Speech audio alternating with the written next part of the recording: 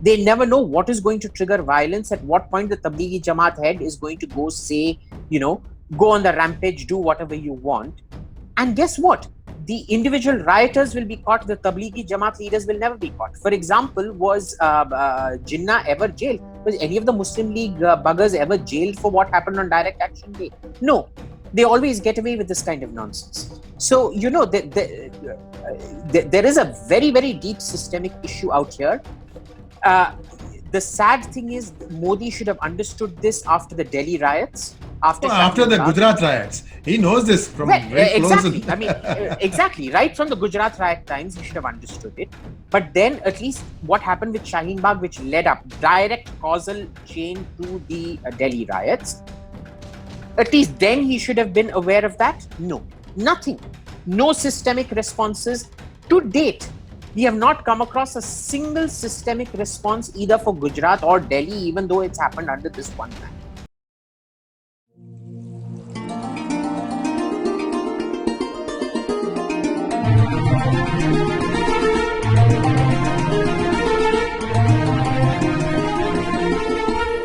Viewers, the last few days has been filled with news about the Jamaat that took place in Nizamuddin, Tablighi Jamaat.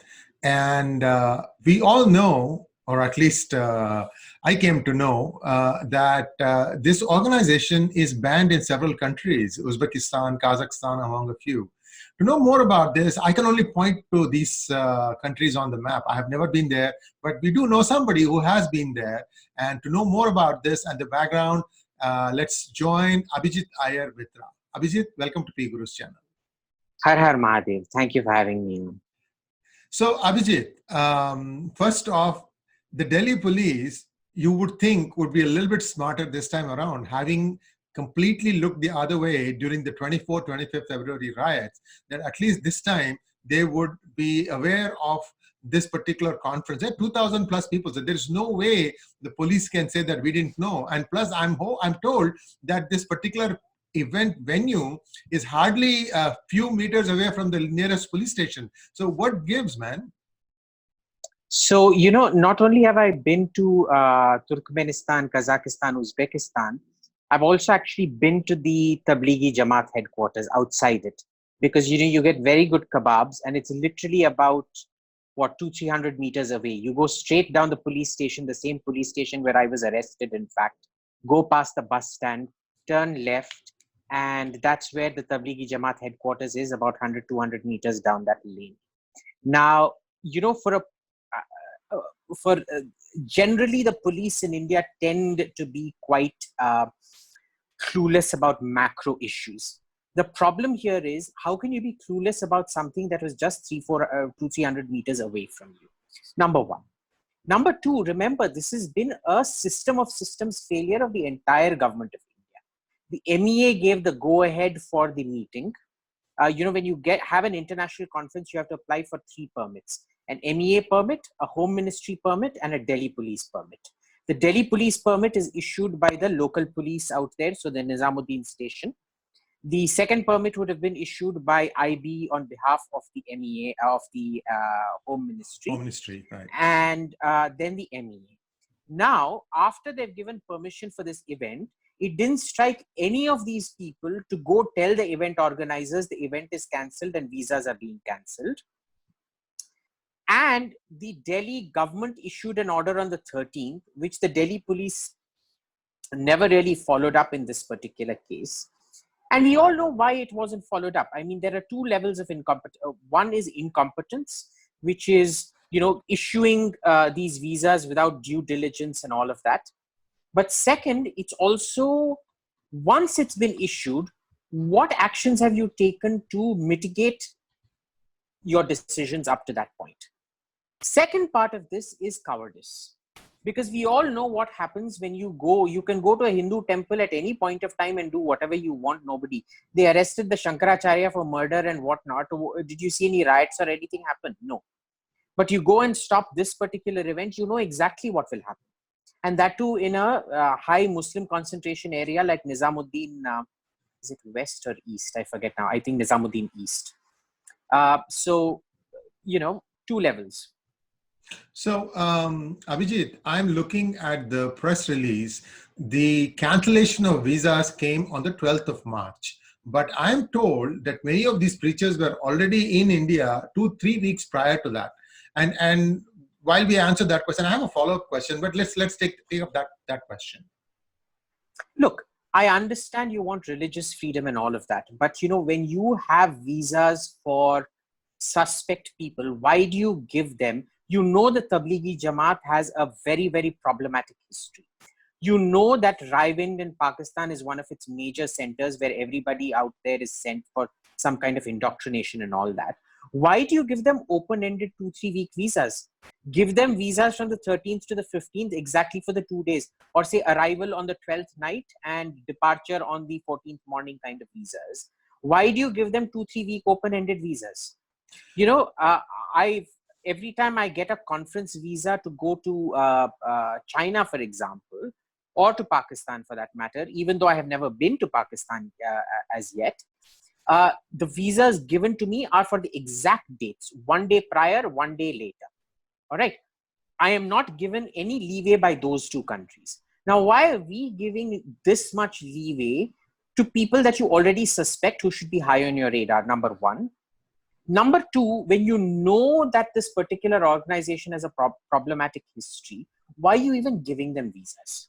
Why is it not now assume that these people applied? I believe they did in fact apply for permission, but a lot of people were saying that they had not applied for permission. Now, if they had not applied for permission, why didn't 200 to 250 preachers applying for visas not trigger some kind of a automatic warning in the algorithms of your visa system?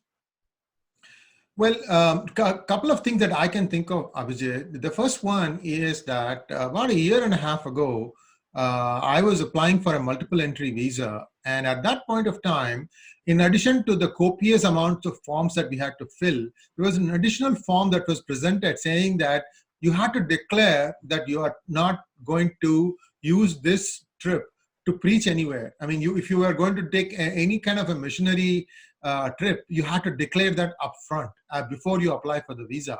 This form was added, I think, sometime in 2017. And again, this is one of those things, right? No good deed goes unpunished. There was an article. So we've actually had missionary visas for a very long time. Oh, no. Even visitors visa. Sorry. So on a visitor's visa, you can't, I know. The thing is, first, you have no means of enforcing it, but it is, that's fine. A lot of countries don't have the means of enforcing it.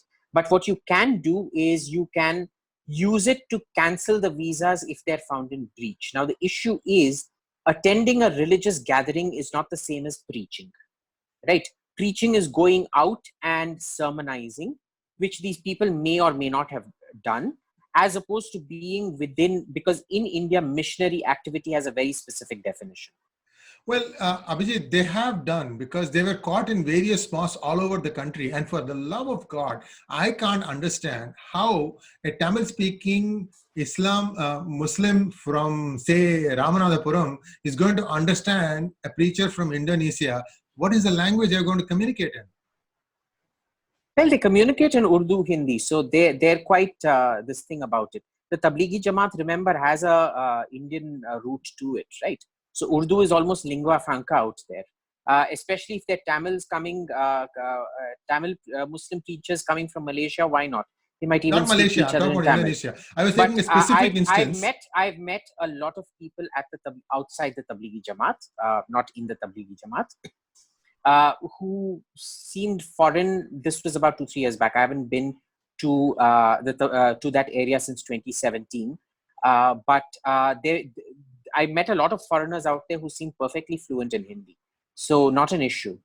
Now, Abhijit, thanks for clarifying that. I'm trying to make sense of this.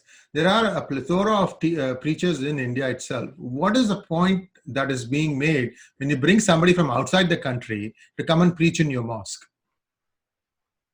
These are more train the trainer sessions, so they could be any kind of aspect to this. We still don't know what exactly the nature of that particular Markaz event was. See, because what they've done is usually when you get a permission, you give a schedule to the MEA. When you're getting these permissions, you give a schedule of what the schedule of events is going to be. Now, we don't know if they adhered to that schedule, number one. But number two, the MEA, MHA, they haven't even told us or given us any of the documentary evidence of what the Tablighi Jamaat did. So, there's a big lacuna of news out here, and I'd really urge people not to get too much into speculation about that. Well, their head, Tablighi Jamaat head in Delhi, has now gone missing because there's evidently an FIR on him.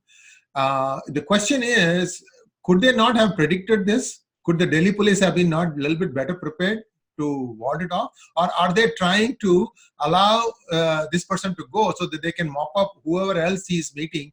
Presumably that wherever he's hiding, that becomes a treasure trove of additional links. What gives? So look, I mean, I'm not surprised he's run. It's only an FIR. An FIR is just a first incident report. Right. It doesn't mean there's going to be a warrant. It doesn't even mean, So it doesn't even mean that they're going to arrest you or even seek an arrest warrant or anything of that sort. They may not. But look, I've told you before, and I'm going to say it again now, the Delhi police isn't exactly like Western police. You have to give away all these notions of Western policing when you come to India. In India, policing is not preemptive. Forget preemptive. It's not even preventive. Policing is very much post facto law and order. The only deterrent value it has is that it's seen around every now and then. Investigative methodologies, look at the caseload, you look at the population burden. We have one of the lowest police to population ratios anywhere in the world. Expecting any kind of serious policing in this country, except after things have happened, is irrational. Well, why is the ratio so low? Well, I'm not the prime minister. Ask him. He's the one running the country. I mean, he gives lectures on everything under the sun, except when it comes to serious issues like police reforms, where in his last 6 years, he hasn't once opened his mouth. Now, it's not my place to tell him how to run the country, but I can tell you rotten policy when I see it. And for me, anybody who talks about law and order without talking about police reforms is fundamentally a fraud. Well, point taken. Being a policeman is getting increasingly dangerous. How long do you think police in general in India can still hope to enforce law and order just using a lathi? Look, there's lots of issues. This again comes back to police reforms, right? But it also comes back to something else, which is respect for the rule of law. In terms of rule of law, India is a sad, pathetic joke, right? You throw, and this isn't just with the police. I've seen this with the army in Kashmir as well. They'll set up, trials just to sate public anger. The public says, this person committed a crime, therefore this person committed a crime. There's no set down standard operating procedures that can be held very strictly against. Because, sometimes what happens is you follow all the standard operating procedures and still a situation blows up. And the way the Indian system works is it's highly unpredictable. At some point, even if the cop follows, there are no standard operating procedures. That's a different matter. But even if he follows the standard operating procedures, if things blow up, he'll be scapegoated. This is not the way you run a professional police. Ultimately, every policeman in India has to think twice, 3 times, 4 times before he does anything, because he doesn't know at what point in the system he'll be scapegoated and thrown to the dogs. Well, that's very unfortunate, isn't it? So the political interference is so prevalent that no. It isn't just political interference. Let's be very clear about this. It's also systemic interference. It's judicial interference. It is police high command interference. It's all kinds of things. We shouldn't just narrow this down to politics. Okay, fine. There is interference. Let's agree to that. Now, it's like this is a mess that has been created over many, many years. Let's try and see if we can see our way clear through a way in which we can say, okay, I have a mess. I'm just thinking like Narendra Modi now. I have a mess and everything that I look at has a problem. Where do I start? In what particular context? Running the country, getting up in the morning, 5,000 new issues every day.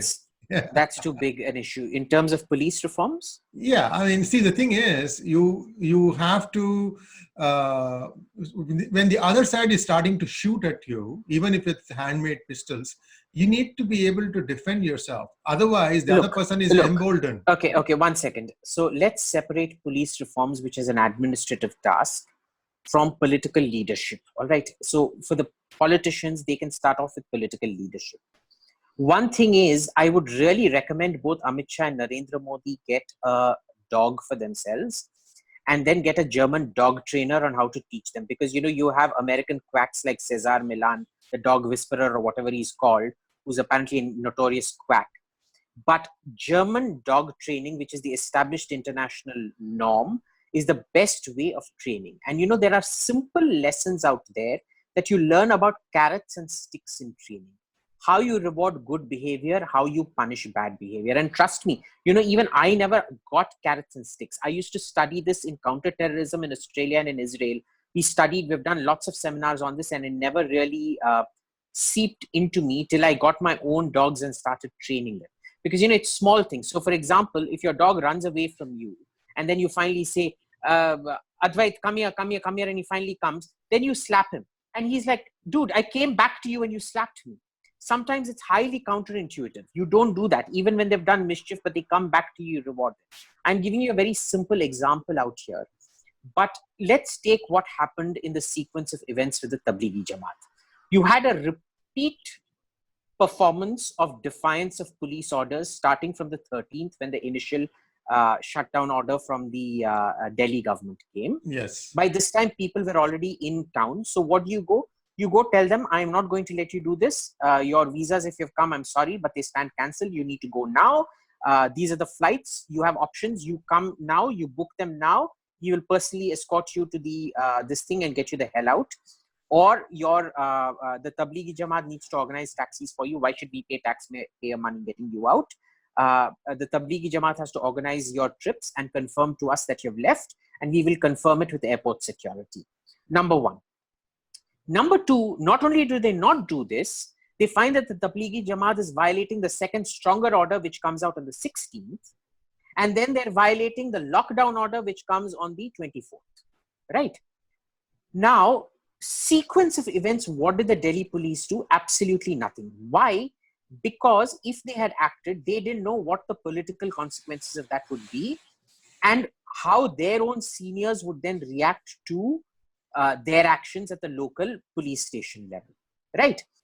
All of this, if you have absolute rule of law, where both your seniors as well as the politicians follow the letter of the law, this wouldn't have been a problem. It would have been lock, stock, barrel. It would have gone clockwork and everything would have happened as it should have happened.